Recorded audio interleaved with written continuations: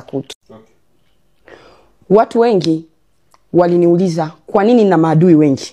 Nilicheka sana na kutabasamu. Mimi sina adui. Nina watu tu ambao wana wivu na maisha yangu, ambao wanatizama maisha yangu kwa jicho la jealous. Ila wakiatizama kwa kujua kama anayetoa riski ni Mwenyezi Mungu na anampa mtakai kwa muda wake, wataona ni kawaida, kwa sababu mimi ni kipenzi cha watu. Hapo nataka kila mtu aweze kutabasamu na kufurahi. Ndio maana ninaleta dawa za ukweli na uhakika na kuelimisha watu kitu ambacho unatakiwa kufanya na unatakiwa kuacha kwenye maisha. Nimepitia mengi kwenye maisha yangu. Nimepitia mabonde, nimepitia moto, nimepitia vitu vigumu sana. Niko kwa ajili ya kuwapa watu motivation. Niko kwa ajili ya kuwafungua watu macho. Unaweza kuwa na pesa lakini hujui kuzitumia, wala huna ubunifu wa kujua nitafanya kitu gani. Ndio maana kila siku nakuwa wa kwanza kufanya kitu ili uweze kuona na wewe uweze kukifanya. Niko role model. I am role model. Mimi ni kioo cha jamii, kipenzi cha wengi na adui wa wenye roho za kutu.